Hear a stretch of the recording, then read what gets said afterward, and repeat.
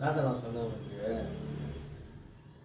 நான் என்ன பண்ணுறேனோ ஏது பண்ணுறேனோ யாருக்குமே தெரியுது. ஆனால் பண்ணுறது இந்த மாதிரி என்ன சொல்கிறேன். எப்போவுமே எப்போவுமே என்ன சொல்லலாம், எப்போவுமே எப்போவுமே அவன் தானே நீ மூணு தொட்டது யாருக்கு தெரியுமா?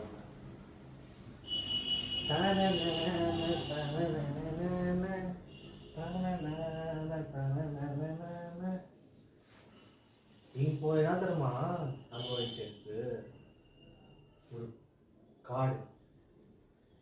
அங்கே போயிட்டு அந்த காட்டில் இருக்கிற குச்சிங்கெல்லாம் பொறுக்கி நின்றுட்டு ஒரு கேம்ப் ஃபயர் மாதிரி பற்ற வச்சு, அப்புறமா அது என்ஜினியர் இருக்கும்போது என்ன ஆச்சுன்னா சாப்பாடு தேடி போனால் அதுக்குள்ளே மழை வந்து தண்ணி நின்றுச்சான். டே முட்டாளு, ஃபஸ்ட்டு நெருப்பு பற்ற வைக்காதா, ஃபஸ்ட்டு போய் சாப்பாடு கண்டுபிடின்னு சொன்னான். சாப்பாடுனா தெரியுமா, மீன் தண்ணியில் இருந்து. ஆனால் அங்கே தண்ணியே இல்லை, காட்டில் தண்ணி இல்லாத காட்டில் தெரியுமா. ஏதோ ஷட்டில் சவுண்ட் கேட்ட மாதிரி இருந்துச்சு. என்ன அதை விட்டுட்டு இதை பாரு. ஃபஸ்ட்டு என்ன பண்ணானா, மீன் பிடித்து மீன் தேடினா கடலில் மீனே இல்லையா. எவனோ ஒருத்தர் திடீர்னு போயிட்டானா. சொன்னாங்களா, கேட்டாங்களா, விட்டாங்களா மீன்.